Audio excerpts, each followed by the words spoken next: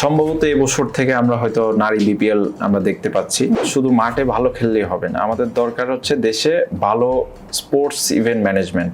Day by day দেখছি যে mobile বা আমাদের এডিকশনটা, সোশ্যাল মিডিয়া এডিকশনটা বাড়ছে।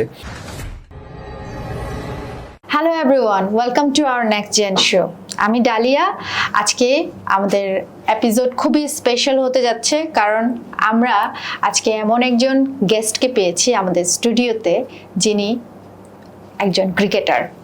আমাদের নেক্সট জেন স্টুডিওতে এই প্রথম একজন ক্রিকেটার আসছেন, আমাদেরকে ওনার সফলতার গল্প শোনাবেন, ইন্সপাইরেশনাল অনেক স্টোরি শেয়ার করবেন আমাদের সঙ্গে। উনি মাঠে নামেন অনেক প্যাশন নিয়ে, ক্রিকেট যখন খেলেন, কিন্তু ওনার আরেকটি পরিচয় আছে, সেটা হচ্ছে উনি একজন স্পোর্টস অর্গানাইজারও।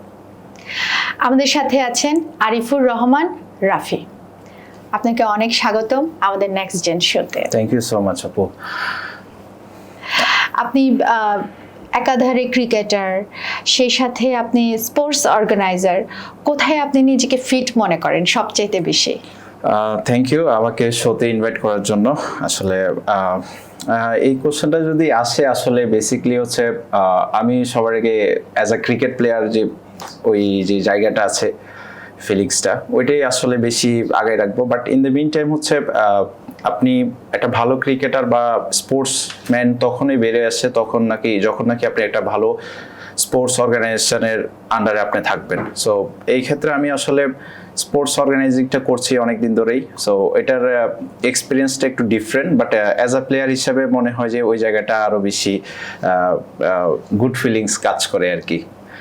আপনি একজন দুর্দান্ত কমেন্টেটরও। যখন আমরা ফেসবুকের রিলস যখন স্ক্রল করি, আপনার দারুণ একটি প্রতিভা সেটা চোখে পড়ে, সেটা হচ্ছে আপনি কমেন্টেটর এবং আপনি হোস্ট, যেটা আমাদেরকে মনে করিয়ে দেয় পাশের দেশে ভারতের যিনি ক্রিকেটার ছিলেন সৌরভ গাঙ্গুলি। উনি একাধারে সব ওনার যে প্রতিভাগুলো উনি চর্চা করে গেছেন। সৌরভ গাঙ্গুলি তো one of the greatest cricket player as well, and হচ্ছে গুড কমেন্টেটর এবং হচ্ছে উনি খুব ভালো হোস্ট। সো উনি তো লিজেন্ড মানুষ। সো আমি হয়তো এখন ইউথ, আর আমার জায়গাটা কেবল স্টার্ট হয়েছে। সো আমি হয়তো শখের বসে ওই জায়গাগুলো করছি আর কি। সো আসলে আমার ক্রিকেট খেলতে খেলতে বা স্পোর্টস অর্গানাইজিং করতে করতে ওই জায়গাটাও আসলে হুট করে আসা। সো এটার গল্পটা যদি আমি ছোট্ট করে বলি, সেটা হচ্ছে আমাদের একটা টুর্নামেন্ট হয়েছিল লাস্ট ইয়ারে 2025-এ। ওইটা ইউনিভার্সিটি নিয়ে একটা টুর্নামেন্ট আর কি। তো ওই টুর্নামেন্টটা টি স্পোর্টসে ছিল মিডিয়া ব্রডকাস্ট হিসেবে আর কি পার্টনার। সামহাও ওই দিন কমেন্টেটর আসতে পারেনি আর কি, হোস্ট, যেহেতু আর্লি মর্নিং খেলা হয়েছে। তো আগের দিন আমাদের ওই প্রোগ্রামের হচ্ছে শো ছিল ইন্টারকন্টিনেন্টালে। তো ওই দিনে আমরা সারা রাতে প্রোগ্রাম শেষ করে আমরা আবার ঢাকার বাইরে আমাদের একটা ছোট ভাইয়ের বিয়ের প্রোগ্রাম ছিল। সো ওইটা জাস্ট পার্টিসিপেট করার জন্য আমরা গিয়েছিলাম ফরিদপুর, দেন আবার ব্যাক করেছি। ব্যাক করতে করতে সকাল 6টা বেজে যায় আর কি। তো সারা রাত আমরা আর ঘুমানো হয় নাই। সো যেহেতু ফর্মাল পরে ছিলাম আমরা 7টার সময় মাঠে গিয়েছিলাম। তো মাঠে যাওয়ার পরে আমাদের খেলা ছিল 9টায় শুরু হবে। সো আমরা আমাদের অর্গানাইজিং এন্ড থেকে প্রিপারেশন সব কিছু ডান করেছি। দেন হচ্ছে আমাদের ম্যানেজমেন্ট এন্ড থেকে আসলো যে আমাদের কমেন্টেটর বা আমাদের যে হোস্ট আসার কথা ছিল, উনি এসে এখনো পৌঁছায়নি। So in the meantime আমাদের এক বড় ভাই ছিল টি স্পোর্টসের, মানে সালমান ভাই। তো উনি আমাকে বললো যে তুই তো সুটেড বুটের আছিস, এক কাজ কর, তুই আজকে স্টার্ট কর। যেহেতু আপনি ম্যানেজমেন্টে ছিলেন অলরেডি। সো আমি আসলে কখনো এর আগে করি নাই ক্যামেরার সামনে এরকম কমেন্ট্রি করাটা। সো উনি আমাকে পাঠালেন, দেন হচ্ছে আমি টস পর্বটা করলাম। সো এইখান থেকে আমার শুরু হয়েছিল আর কি। ইভেন 5-6 বার আমি কমেন্ট্রিও করেছিলাম, এবং ইন দ্য মিন টাইম আমি আর ওই দিনে হচ্ছে প্রেজেন্টেশন সেরিমনি যে প্রোগ্রামটা ছিল শেষে ওইটাও করেছিলাম আর কি। সো সব কিছু বলা যায় যে আগের রাত ঘুমানো হয় নাই, এবং ক্যামেরার সামনে উইদাউট এনি প্রিপারেশন। সো আলহামদুলিল্লাহ করেছি আর কি। আপনি হচ্ছে যে প্রথমেই এত দুর্দান্তভাবে উপস্থাপন করলেন আপনি, অথচ এর আগে কখনোই করেননি। এটা সত্যি সারপ্রাইজিং ছিল আমাদের জন্য। এটা যদি বলতে যাই তাহলে হচ্ছে এই জায়গাটা আমার মেইন মোটিভ হিসেবে কাজ করেছে। আমি ছোটবেলা থেকে খুব খেলাধুলা পছন্দ করতাম। ইভেন আমি স্পেশালি হচ্ছে বাংলাদেশের স্পোর্টসের মধ্যে ক্রিকেটটাকে বেশি আমরা ছোটবেলা থেকে দেখে আসছি মিডিয়াতে। সো ওই জায়গা থেকে এই জন্যই ক্রিকেটের প্রতি টান বা ভালোবাসাটা বেশি, যেহেতু অন্য সেগমেন্ট বা অন্য স্পোর্টসটাকে ওইরকম বাংলাদেশে হাইলাইট করা হয় না। সো ওই ছোটবেলা থেকে ইন্টারন্যাশনাল কমেন্টেটরদের কমেন্ট্রি শুনতে শুনতে আসলে ওই জায়গাটা নিজের মধ্যে, আমি অনেক সময় এটা ফান ফ্যাক্ট হচ্ছে যখন ওয়াশরুমে যাই একা একা থাকি তখন আসলে নিজে হ্যান্ড শাওয়ারের ওইটা দিয়ে আসলে নিজে নিজে প্র্যাকটিস করতাম, মানে ফান করতাম আর কি। সো আসলে এটা করতে করতে ওই জিনিসটা চলে আসে আর কি। সো ওই জায়গা থেকে মানে কমেন্ট্রিটা একটু এনজয় করি আর কি, আর কিছুই না। আপনি বেসিক্যালি কোনটাতে কমফোর্ট ফিল করেন, ব্যাটিং এ নাকি বোলিং এ? তার চেয়ে বড় জিনিস হচ্ছে আমি যে কোনো ডিপার্টমেন্টে আসলে কন্ট্রিবিউট রাখতে পারলে মানে খুবই খুশি হই। আর ব্যাটিং বোলিং দুইটাই যেহেতু করতে পারি, সাথে ফিল্ডিংটাও আমার কাছে মানে খুবই এনজয়েবল আর কি। সো সব কথা বলতে গেলে আসলে ফিল্ডিংটা সব থেকে বেশি এনজয় করি আমি। দারুণ।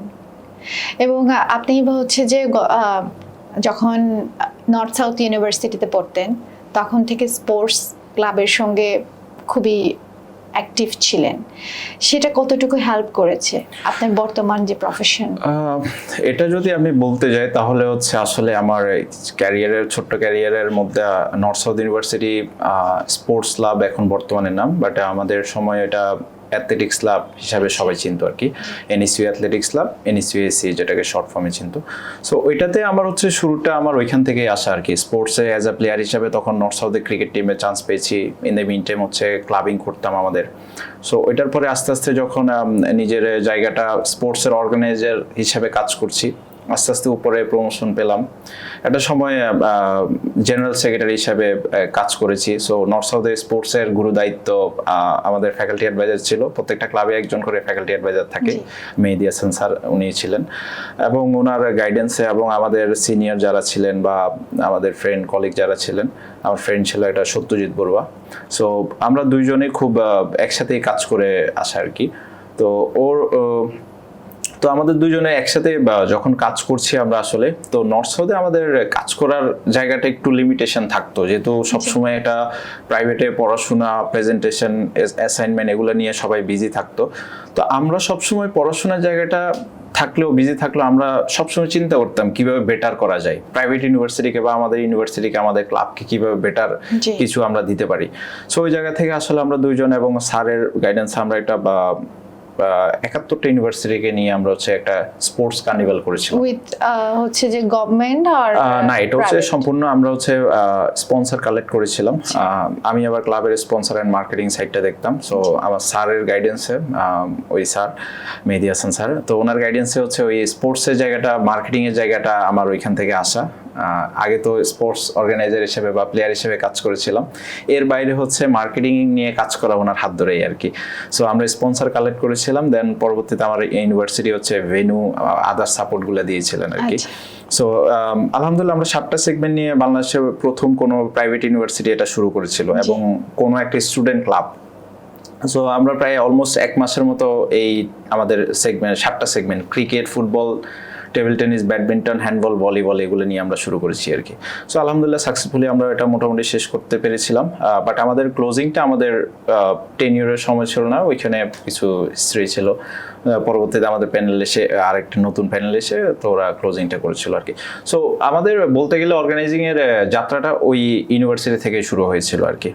সো ওইটা আসলে একটা প্ল্যাটফর্মের সাথে মানে পরিচয় করিয়ে দিয়েছে। আচ্ছা, এরপর তো আপনি বিপিএল এ রংপুর রাইডার্সে এখন মার্কেটিং এবং স্পন্সর কোঅর্ডিনেটর হিসেবে আছেন, আপনাকে অভিনন্দন। ধন্যবাদ। আসলে রংপুরের জার্নিটা আসলে আমার ভালো লাগা থেকেই। এটা বাড়ি কি কুমিল্লায়? জি, আমার বাসা হচ্ছে কুমিল্লা 14 গ্রামেই। রংপুর রাইডার্স এর সাথে কি? রংপুর রাইডার্স এর সাথে আমি যখন ইউনিভার্সিটিতে কাজ করছিলাম ক্লাবের হয়ে, জেনারেল সেক্রেটারি ছিলাম, তখন বসুন্ধরা গ্রুপ বেসিক্যালি রংপুরের যে ওনার, তো ওনাদের সাথে ওইভাবে কাজ করা হয়েছিল। সো ওই জায়গা থেকে যখন কাজ করছিলাম তখন আসলে ইস্তিয়াক সাদিক, উনি হচ্ছে রংপুর রাইডার্সের সিইও। সো ওনার সাথে কাজ করা হয়েছিল 2-1টা কাজ। তো এর পরবর্তী সময়ে দেখলাম ভাইয়া খুবই ফ্রেন্ডলি এবং ওনার থেকে আসলে অনেক কিছু শেখার আছে। ইভেন বাংলাদেশের স্পোর্টস সেক্টরে, স্পেশালি ক্রিকেটে। সো ওনারা যেহেতু ওনার রংপুর রাইডার্স এবং কয়েকটা টিম ওনারা পরিচালনা করছেন, এবং এই সেক্টরে ওনাদের আসলে অনেক অনেক অ্যাচিভমেন্ট বা আমি বলবো যে আছে, এবং তারা এটা নিয়ে অনেক প্ল্যানিং বা এক্সিকিউশন করছে। সো ওই জায়গা থেকে দেখা যে কখনো চিন্তা করতাম যদি রংপুরের সাথে কাজ করা যেত, যেহেতু countries one of the biggest franchise Rangpur. তো ওইখানে চিন্তা করেছিলাম। তো ইন দ্য মিন টাইম হচ্ছে আমার এক বড় ভাই ছিল, একসাথে প্র্যাকটিস করতাম গুলশান ইউথ ক্লাবে, মোহাম্মদ আশরাফুল, ন্যাশনাল টিমের আমাদের চাইল্ডহুড হিরো যাকে আমরা বলতাম। তো ভাইয়ের থ্রুতে হচ্ছে আমরা কাজ করি, দেন হচ্ছে আমার কাজের কিছু টাস্ক দেওয়া হয়, দেন পরবর্তীতে রংপুরের সাথে যুক্ত হই এবং আলহামদুলিল্লাহ কাজ করেছি।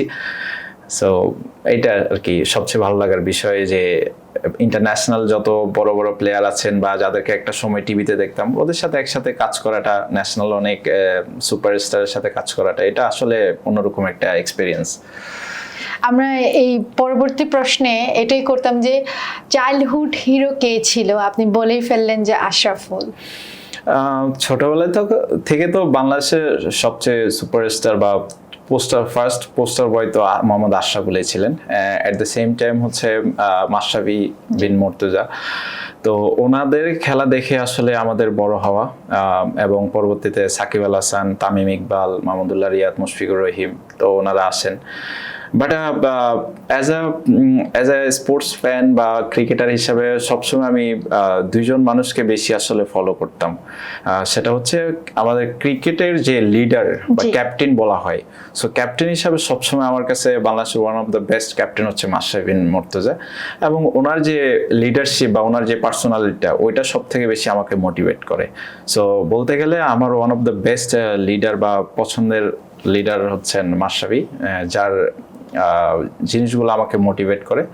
বাট খেলার যদি বলেন, খেলার ফ্যান বলতে সাকিব আল হাসানের ব্যাটিং বোলিং, ওই জায়গাটা অ্যাজ আ প্লেয়ার হিসাবে দুর্দান্ত উনি, মানে ওই জিনিসটা আমার খুব অ্যাট্রাক্ট করে।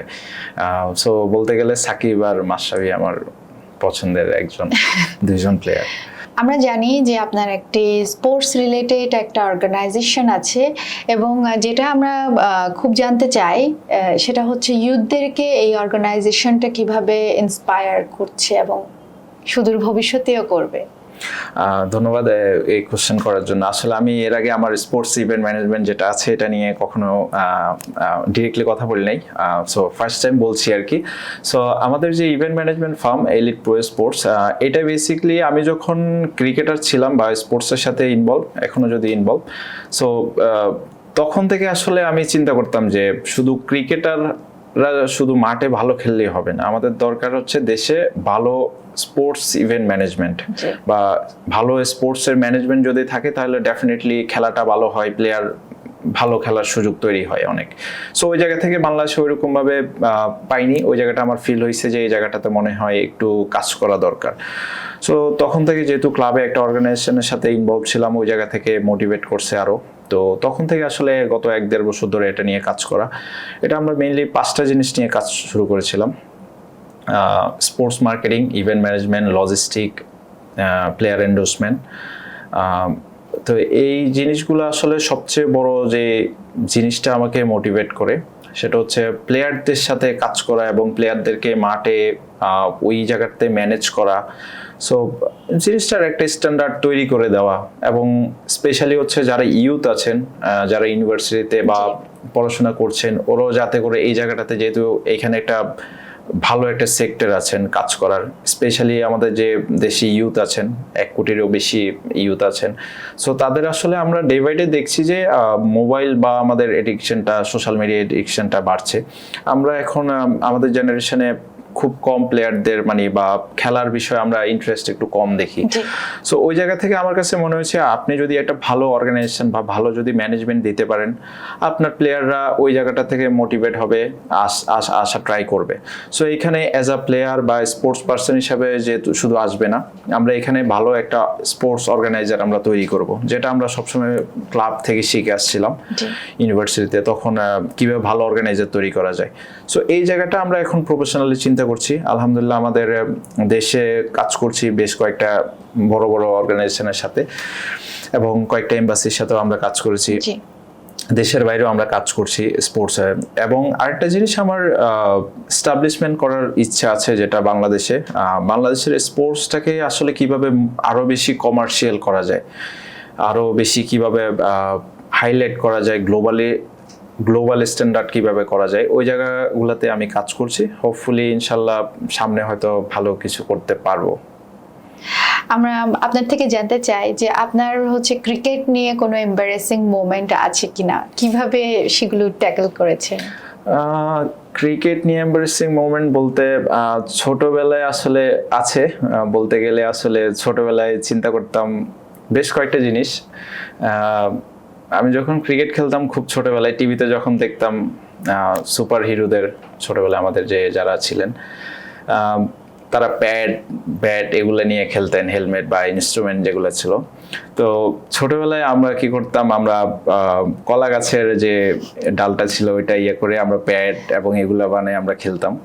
সো এই জিনিসগুলো আস্তে আস্তে যখন বড় হয়েছে আসলে তখন জিনিসটা মনে হয়েছিল যে খুবই ফানি একটা বিষয় আসলে করেছিলাম। এবং আরেকটা ক্রিকেট খেলতে না, এটা হচ্ছে আমার একটা স্পোর্টসের একটা চিন্তা ছিল আর কি, যেটা হচ্ছে আমি যেহেতু খুব ক্রিকেটটা বেশি দেখতাম, বাংলাদেশের ফুটবলটা ফলো করতাম যখন নাকি লাইভ টেলিকাস্ট বা হতো আর কি, ব্রডকাস্টের ইয়াটা একটু কম হতো আমাদের ছোটবেলায়, ক্রিকেটটাই দেখে বড় হয়েছি।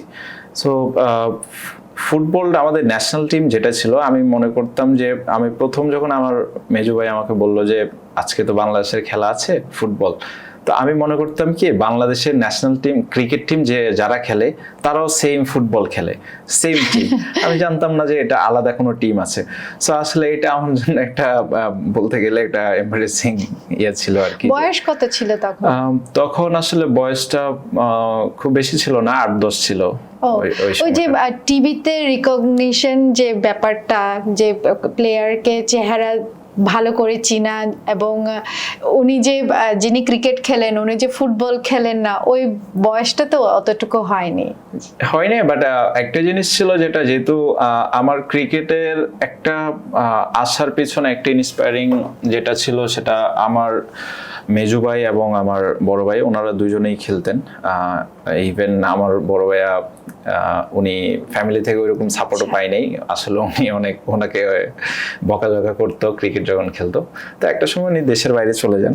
তো আমার মেজু ভাইয়ের সাথে আমার মোস্টলি ক্রিকেটটা খেলাধুলা হয়েছিল।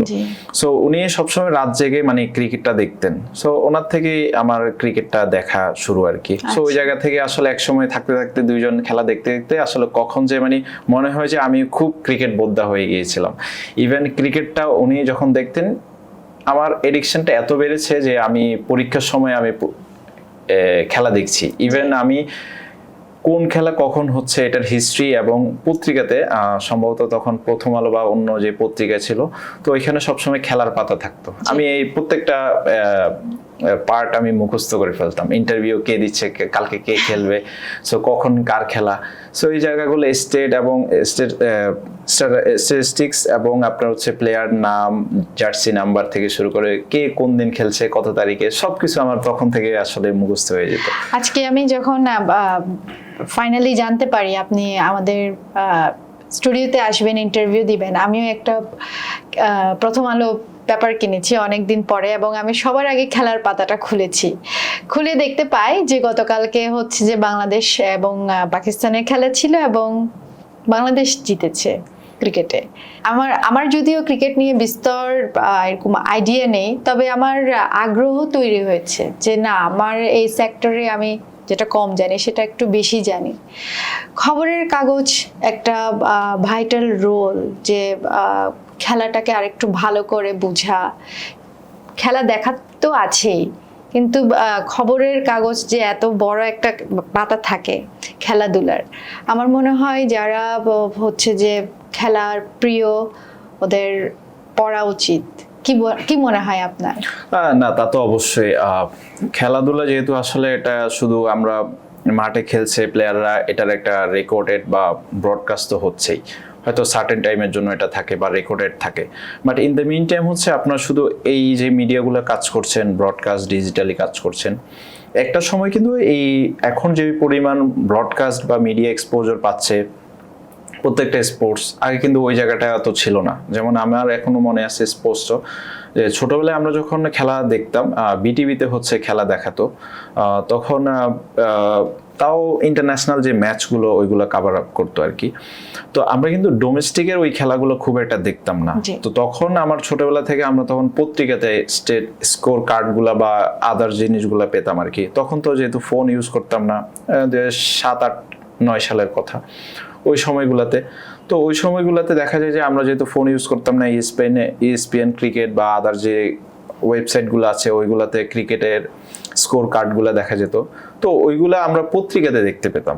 ইভেন এখনো বাংলাদেশের একটা গুড নাম্বার অফ মানুষজন মানে আপনার এই পত্রিকা বা খবরের কাগজগুলা বা এই জায়গাগুলোতে এখনো তারা সবসময় এখনো খোঁজ খবর রাখেন স্পোর্টসটাকে, না হলে তো এতগুলো নিউজ পেপার বা এগুলো প্রথম পাতায় আসছে। হ্যাঁ, সো এখনো এই জায়গাটা প্র্যাকটিসটা আছে দেখে আসলে আমরা এখন সব ধরনের এক্সপোজার বা সবকিছু পাচ্ছি, যেটা হচ্ছে ক্রিকেটার এবং অর্গানাইজার যারা আছেন এই স্পোর্টস রিলেটেড মানুষজন, তাদেরকে এই জিনিসটা মোটিভেট করে যে এখনো যে পুরনো যে আমাদের ইয়াটা ছিল প্র্যাকটিসটা, এটা এখনো ক্যারি করছে। নতুন যত সিস্টেমে আসুক না কেন, ডিজিটালি এক্সপোজার আসছে, সো ওইটা একটা অন্যতম পার্ট আসলে। বাংলাদেশি ক্রিকেট বরাবরই শুধুমাত্র গেম না, একটা আমাদের জন্য ন্যাশনাল থেরাপিও।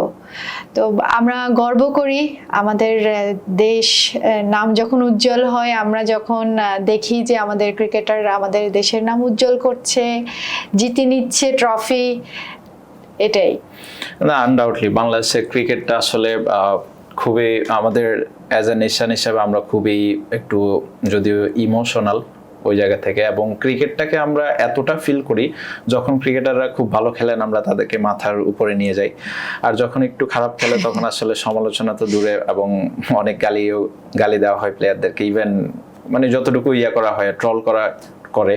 সো ওই জায়গাটা হচ্ছে মানে এটা সম্পূর্ণ আমাদের, আমরা যে ক্রিকেট পাগল জাতি এটাকে করে। শুধু ক্রিকেট আমি বলবো না, আপনি হয়তো জেনেছেন বা রিসেন্টলি আমাদের ফুটবলটাও কিন্তু একটা সময় অনেক ক্রেজ ছিল। ছোটবেলায় আমরা শুনতাম, পত্রিকার পাতায় শুনতাম, দেখতাম যে আবাহনী মোহামেডানের ভালো একটা কনফ্লিক্ট থাকতো সবসময়, খেলা নিয়ে স্পোর্টস নিয়ে একটা রাইভালি থাকতো।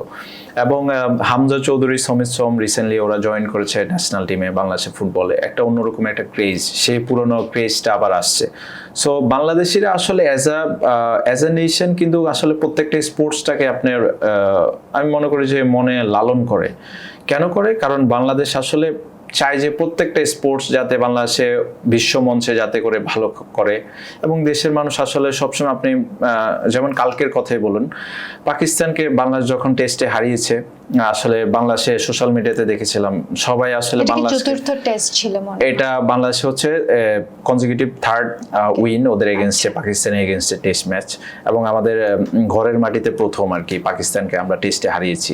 সো এই বাংলাদেশের প্রত্যেকটা আমি দেখেছি দর্শক মানে কোনো নেগেটিভ নিউজ নাই, সবাই অ্যাপ্রিশিয়েট করছে। এর আগেও তো একবার হারিয়েছিল মনে হয়, মানে ওখানে লেখা ছিল, আমি পেপারে পড়েছি 26 বছর আগে একটা ম্যাচ ছিল যেখানে হচ্ছে যে বাংলাদেশ পাকিস্তানকে হারিয়েছে। এর আগে হচ্ছে আমরা পাকিস্তানের ঘরের মাটিতে ওদেরকে হারিয়েছিলাম, যেটা অনেক বছর আমাদের 26 সালের আগে, হ্যাঁ 2003 সালে আমরা এটা একটা টেস্ট জেতার সুযোগ হয়েছিল, মুলতান টেস্ট, যদিও এটা দেখি নাই, বাট সবসময় শুনতাম আর কি সিনিয়রদের থেকে।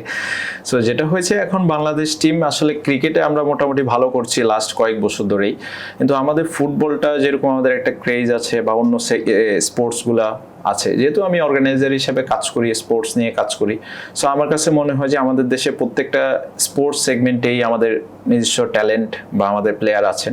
আমরা জাস্ট হচ্ছে প্রপার যদি ম্যানেজমেন্ট যদি করতে পারি বা প্রপার আমাদের এক্সপোজার, আমাদের আমাদের স্পন্সররা যদি এগিয়ে আসেন, তাহলে হচ্ছে আমরা প্রত্যেকটা স্পোর্টস আমরা ডেফিনেটলি ভালো করব, ক্রিকেটের মতো আমরা বিশ্বমঞ্চে নিজেদেরকে চিনাতে পারবো। অবশ্যই, এবং আমরা সেই অপেক্ষায় থাকলাম ইনশাআল্লাহ। জি, সর্বশেষ ম্যাচ আপনার কোথায় ছিল? আমি শুনেছি আজকেও আপনার একটি ম্যাচ ছিল। জি, আজকে আমার একটা ম্যাচ ছিল, বাট আনফরচুনেটলি বৃষ্টির জন্য এটা ক্যান্সেল হয়েছে, রিস্কেজুয়াল হয়েছে। কালকে আমাদের একটা ম্যাচ আছে। আমি লাস্ট যখন ইউনিভার্সিটি হয়ে খেলেছিলাম আমার টুর্নামেন্টটাতে, আমি একটা ম্যাচে ম্যান অফ দ্য ম্যাচ হয়েছি। এবং লাস্ট ম্যাচ যেটা ছিল এটাতে শুধু ব্যাটিং করেছিলাম, 28 রানে অপরাজিত ছিলাম 12 বলে। সো ওইটাই ওই টুর্নামেন্টে আমার লাস্ট টুর্নামেন্ট ছিল ইউনিভার্সিটি হয়ে। সো এরপর থেকে রিকগনাইজ মানে টুর্নামেন্ট খেলা হয়নি। হোপফুলি এটাই আজকে খেলা ছিল, ইনশাল্লাহ কালকে খেলা আছে, হোপফুলি ভালো কিছুই হবে। অবশ্যই। আপনার কাছে কাদেরকে হ্যান্ডেল করা ডিফিকাল্ট লাগে, প্লেয়ারদেরকে নাকি হচ্ছে অডিয়েন্সদেরকে? অডিয়েন্স তো সবসময় হচ্ছে স্পোর্টসের প্ল্যান, এটা আপনাকে বলতেই হবে। এবং অডিয়েন্স যদি না থাকে তাহলে আপনার ওই স্পোর্টসটাকে মনে হয় যে স্পোর্টসে মনে হয় না। বিশেষ করে আপনি যখন নোটিস করবেন, যখন আমাদের দেশে স্পোর্টসগুলো হয়, ক্রিকেটে সবসময় কিন্তু অডিয়েন্স থাকে। সো ওই ক্রিকেটারদেরকে বা আমাদের স্পোর্টসটাকে কিন্তু হাইলাইট করে অডিয়েন্স।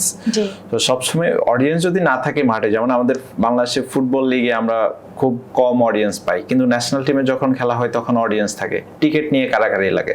সো এই যে প্র্যাকটিসটা, এটা আসলে আলটিমেটলি ক্রিকেটারদেরকে ইন্সপায়ার করে। সো অডিয়েন্স তো ডেফিনেটলি ওরা ওই জায়গাটাকে ওইভাবে এনজয় করে। সো অ্যাজ অর্গানাইজার হিসেবে সবসময় ফিল করি যাতে ওরা ওদের জায়গাটায় এনজয় করবে, ফিল করবে। বাট আমরা অর্গানাইজার হিসেবে চিন্তা করি, প্লেয়ারদের সিকিউরিটির জায়গাটাও চিন্তা করি, অডিয়েন্সের ওদের এনজয় করার জায়গাটাও চিন্তা করি আর কি। তো আসলে এনজয় করি, আমরাও এনজয় করি আসলে, এটা প্রফেশনাল জায়গা থেকে অবশ্যই এনজয় করি দুইটাই। 2027-এ আমরা বিপিএল এর নতুন আঙ্গিকে নতুন কোনো আয়োজন দেখতে পাচ্ছি কিনা? যেহেতু 2026-এ আমাদের বিপিএল শেষ হয়েছে, আসলে খুবই শর্ট টাইমের মধ্যে এবছর বিপিএলটা হয়েছে, যেহেতু আমাদের জাতীয় ইলেকশন ছিল। তো সবকিছু মিলে আসলে ফ্রাঞ্চাইজিগুলো সময় খুব কম পেয়েছে টিম গুছানোর ক্ষেত্রে।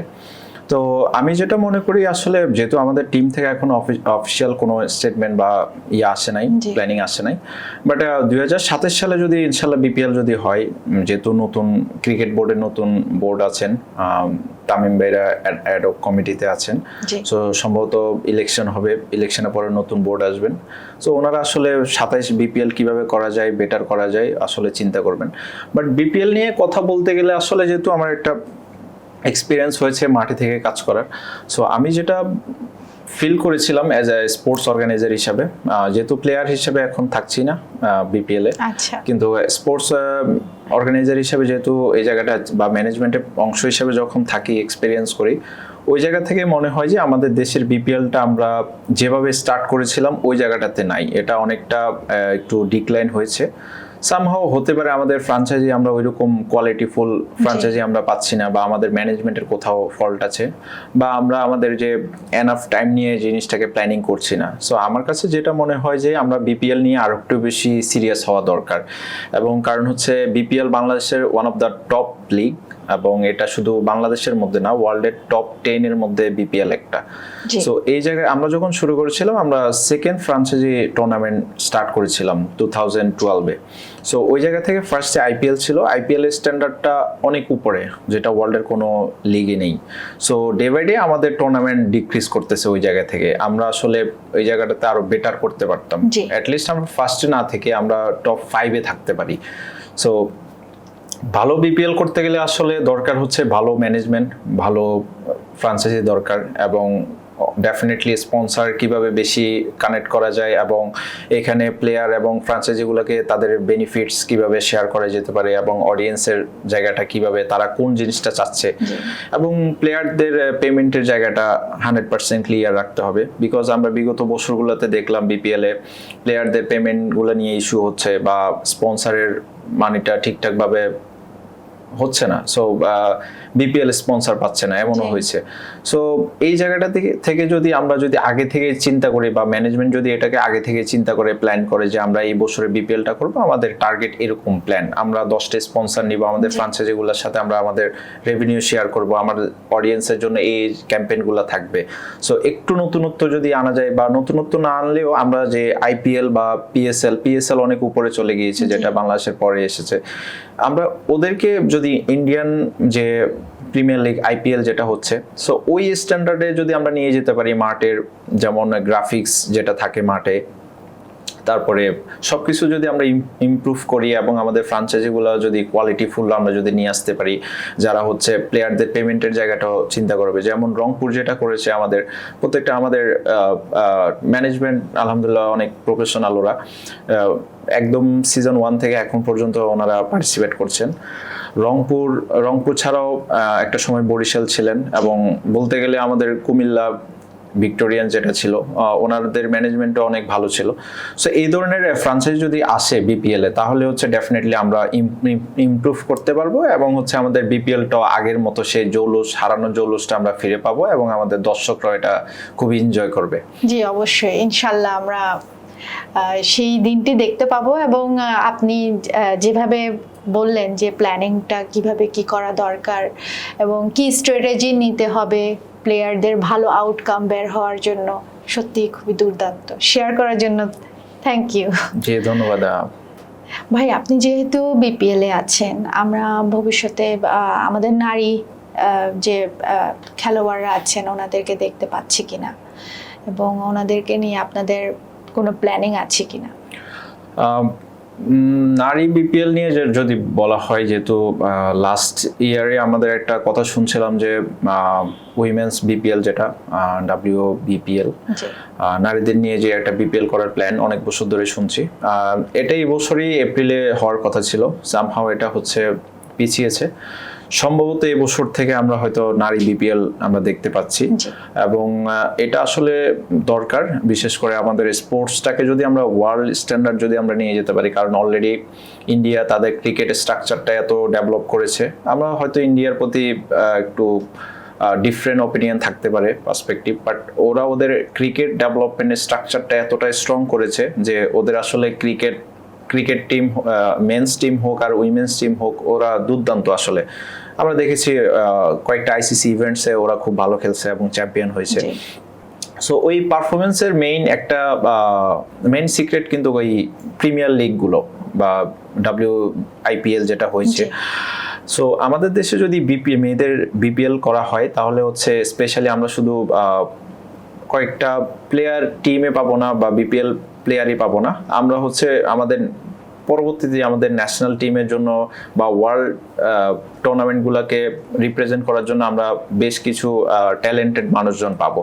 সো এটা আমাদের টিমের পারফরমেন্সকে এস্টাবলিশ করার জন্য এটা অন্যতম একটা মাধ্যম হতে পারে। মোস্ট ইম্পর্টেন্টলি, আপনাকে আমরা কমেন্টেটর হিসেবে পাচ্ছি কিনা নেক্সট ইয়ারে? আসলে এখন যেহেতু আমার ক্যারিয়ারটা এখনো খুবই ছোট, আর যেহেতু শখের বসে আসলে কমেন্ট্রিটা করেছিলাম, সো এখনো আমার অনেক কিছু শেখার বাকি, কেবল যেহেতু শুরু হয়েছে। ছোটবেলা থেকে যেহেতু ইচ্ছা ছিল যে এরকম করে কমেন্ট্রি করব, ওটা জাস্ট ফানই ছিল। তো এখন যেহেতু একটা সময় স্পোর্টস নিয়ে কাজ করছি বা ম্যানেজমেন্টে কাজ করছি, ইনশাল্লাহ যদি সবকিছু ঠিক থাকে, যদি নিজেকে আরো একটু অর্গানাইজ করতে পারি, সো আরো অনেক কিছু শেখার আছে, যদি সবকিছু ঠিক থাকে, ইনশাল্লাহ ইন ফিউচারে হয়তো চিন্তা আসে যে ইন্টারন্যাশনাল কমেন্ট্রি করার আর কি। এবং আমরা আগামী 5 বছরে আমাদের ন্যাশনাল বাংলাদেশ টিমকে আমরা কোথায় দেখতে পাচ্ছি? আসলে যদি অডিয়েন্স হিসেবে আমি চিন্তা করি বা স্পোর্টসের এক্সপিরিয়েন্স থেকে, ম্যানেজমেন্টের এক্সপিরিয়েন্স থেকে, বাংলাদেশ টিম আসলে বিগত কয়েক বছর ধরে দুর্দান্ত খেলছিলেন। ইভেন আমাদের বেশ কিছু সুযোগ হয়েছিল আইসিসি টুর্নামেন্টগুলোতে। 2017 সালে আমরা যখন চ্যাম্পিয়ন্স ট্রফি খেলি, তখন আমরা মাশরাফি ভাইয়ের নেতৃত্বে, তখনই আমাদের সুযোগ ছিল যে আমরা সেমিফাইনাল থেকে ফাইনালে যাওয়ার। সো ওই আইসিসি ইভেন্টে আমাদের সর্বোচ্চ অ্যাচিভমেন্ট বলা যায় চ্যাম্পিয়ন্স ট্রফি সেমিফাইনাল। সো এর পরবর্তীতে আমরা আইসিসি টুর্নামেন্ট 2019-এ আমরা খুব ভালো ক্রিকেট খেলছি। আনফর্চুনেটলি আমরা হয়তো নকআউট স্টেজে আরও বেটার করতে পারতাম, হয়তো হয়নি। বাট আমাদের আই থিঙ্ক যে নেক্সট 5 ইয়ার্সের মধ্যে আমরা হয়তো বাংলাদেশ ক্রিকেট, হয়তো মেন্স ক্রিকেট টিম হয়তো ভালো কিছু সাফল্য নিয়ে আসবে, কারণ বর্তমান যে আমাদের টিমের যে সিচুয়েশন এবং নতুন বোর্ড বিসিবিতে কাজ করছেন যারাই আসছেন, এবং টিমের মধ্যে যে বন্ডিংটা ক্রিয়েট হচ্ছে, স্পেশালি হচ্ছে আমাদের যে কোচিং লাইনে আমাদের যে মেন্স আমাদের এক্স ক্রিকেটাররা ইনভলভ হচ্ছেন, যেমন মোহাম্মদ আশরাফুল বাংলাদেশে ব্যাটিং কোচ হিসেবে কাজ করছেন। সো উনি আমরা বিগত 1 বছরে দেখছি যে দুর্দান্ত ব্যাটিং পারফরমেন্স আমাদের টিমের। সো আমাদের যে কোচিং আদার্স যারা আছেন, এবং প্লেয়াররাও আসলে খুবই এক্সাইটেড, ডে বাই ডে তাদের জায়গাটা ইমপ্রুভমেন্ট করছেন এবং ওয়ার্ল্ড স্ট্যান্ডার্ড কিভাবে করা যায়। আমরা দেখছি যে আমাদের 150 ক্লিকস বোলার আমরা পাচ্ছি আমাদের টিমে, নাহিদ রানা, মোস্তাফিজ আছেন এবং অনেক ভালো ভালো প্লেয়ার আছেন, সো আসছেন। সো আমরা হোপফুল যে উইদিন 5 ইয়ার্স আমরা হয়তো আইসিসির কোনো একটা লেভেলে আমরা হয়তো আমাদের বাংলাদেশ মেন্স ক্রিকেট টিমকে একটা ভালো সাফল্য হয়তো আমরা দেখতে পারবো ইনশাল্লাহ। জি, আমরাও সেই আশায় থাকলাম এবং আপনাকে অভিনন্দন জানাতে চাই আমাদের এত ব্যস্ততার পরেও আমাদেরকে সে সময় দেওয়ার জন্য। আসলে থ্যাংক ইউ সো মাচ। আমিও আসলে বিগত 1 বছর মিডিয়ার জায়গাটা একটু কম প্র্যাকটিসে করছি বা মিডিয়া ফেস কম হচ্ছি, বাট আমারও এই ধরনের ইয়াং নেক্সট যে কোনো একটা শোতে, আপনাদের শোতে আসতে পেরে নিজের কিছু ফিলিংস শেয়ার করতে পেরে আমারও আসলে ভালো লাগছে। আসলে আপনারা যেরকম ইউথদের জন্য কাজ করছেন, আমরাও ইউথদের নিয়ে কাজ করার প্ল্যান চিন্তা করছি, কাজ করছি। সো হোপফুলি আসলে আমাদের যে ইউথদেরকে যদি আমরা ফিউচারের জন্য আমাদের তৈরি করতে পারি, সো এটা যে কোনো ক্ষেত্রে হতে পারে, বিশেষ করে স্পোর্টস একটা মাধ্যম। স্পোর্টসের জায়গাটা যদি আমরা ইউথদেরকে নিয়ে বেশি বেশি কাজ করতে পারি, তাদেরকে এক্সপোজারের জায়গা বা তাদের খেলার ওই ফ্যাসিলিটিসের জায়গাটা যদি আমরা দিতে পারি এবং বিশেষ করে আমরা যদি ওই জায়গাটাতে গ্লোবাল এক্সপোজার যদি আস্তে আস্তে নিতে পারি, সো এই মিডিয়া যেরকম আমাদের ওই প্লেয়ারদেরকে তুলে নিয়ে আসতে পারে, ইউথদেরকে স্পেশালি হচ্ছে আমাদের ওই জায়গাটা কমার্শিয়াল করতে হবে। লাইক হচ্ছে স্পন্সর বা যারা বড় বড় পৃষ্ঠপোষকতা আছেন ওনারা এগিয়ে আসলে আমাদের ইউথদেরকে নিয়ে আমরা হয়তো নেক্সট ফিউচারে, যেটা একটু আগে বললেন যে 5 ইয়ার্স আমরা কোথায় দেখতে পারবো, এই জায়গাটা থেকে আজকে আমরা যদি কাজ করি তাহলে উইদিন ফিউ ইয়ার্সে আমরা হয়তো আমাদের sports, not only cricket, football এবং আদার যে স্পোর্টসের সেগমেন্টগুলো আছেন, আমরা হয়তো আমাদের দেশকে ভালো জায়গায় দেখতে পারবো ইনশাল্লাহ। আপনার সাথে কথা বলে যে লেসনটা আমরা পেলাম সেটা হচ্ছে স্পোর্টস শুধু প্যাশন না, এটা লাইফস্টাইলও। এবং জি, এবং আপনি যেভাবে স্পোর্টসকে মানে তুলে ধরেছেন, আপনার যে পারসেপশন, সেখানে আমরা আপনার ট্রফির চাইতেও আপনি ফোকাস করেছেন ডিসিপ্লিন, ফ্রেন্ডশিপ এবং লিডারশিপকে। ডেফিনেটলি আপনি শুধু পারফরমেন্স, তো আপনার শুধু ট্রফিটা হয় না। আপনি যদি একটা ট্রফি, তাহলে যদি খেলেন, ট্রফি পেলেন, আপনার ওই যে হাঙ্গারনেসটা এটা তো ফিল আপ হয়ে গেল। সো আপনাকে ডেফিনেটলি আপনাকে ডিসিপ্লিন মেনটেন করতে হবে স্পোর্টসম্যানের জন্য, এটা ডেফিনেটলি মাস্ট নিডেড। আর আপনার ওই যে হাঙ্গারনেসটা আপনি আরও কীভাবে বেটার করা যায় আপনার লাইফস্টাইল এবং আপনার স্পোর্টসের প্যাশনটাকে, ডেডিকেশনটাকে আপনার ওই লেভেলে নিয়ে যেতে হবে, তাহলে হচ্ছে আমরা স্পোর্টসটাকে ওই লেভেলে আমরা অ্যাচিভ করতে পারবো। আবারও ধন্যবাদ জানাই এবং অভিনন্দনও সেই সাথে। আমরা তাহলে বিদায় নিয়ে নিই দর্শকদের থেকে। হ্যাঁ, অবশ্যই থ্যাংক ইউ সো মাচ আসলে নেক্সট জেনকে যে ধরনের একটা প্রোগ্রাম করছেন এবং আমাদের মতো ইউথ যারা আছেন, আমরা স্পোর্টস নিয়ে কাজ করছি, আমাদেরকেও এই ধরনের একটা প্ল্যাটফর্মের সাথে পরিচয় করিয়ে দিতে। আমি একটা কথাই বলবো, সেটা হচ্ছে আমাদের দেশে যারা ইউথ আছেন এবং স্পোর্টসটাকে ওইভাবে লালন করছেন, আসলে আমরা সবসময় শুধু প্লেয়ারের যে জায়গাটা শুধু এইটা নিয়ে চিন্তা করলে হবে না। আমাদের হচ্ছে এখানে অনেক ধরনের ফ্যাসিলিটিস বা অপরচুনিটি আছেন। ইউথ যারা আছেন, কারো হয়তো কমেন্ট্রি করার প্যাশন থাকতে পারে, কারো হয়তো ম্যানেজমেন্টের অংশ হতে প্যাশন থাকতে পারে। সো আমি মনে করি যে আমি শুধু প্লেয়ার হব এই জায়গাটাতে না থেকে স্পোর্টসের সাথে বিভিন্ন সেক্টরে রিলেটেড হওয়া বা ওই জায়গাগুলোতে কাজ করলে তাহলে হচ্ছে আমরা বেটার একটা আউটকাম পাবো আমাদের স্পোর্টস ম্যানেজমেন্টে। একটা স্ট্রং রুট ক্রিয়েট হবে ডেফিনেটলি। জি, প্রিয় দর্শক, কেমন লাগলো আমাদের আজকের শো অবশ্যই কমেন্ট বক্সে জানাতে ভুলবেন না এবং আমাদেরকে লাইক, কমেন্ট, সাবস্ক্রাইব করতে ভুলবেন না। সাথে থাকবেন এবং খুব ভালো থাকবেন।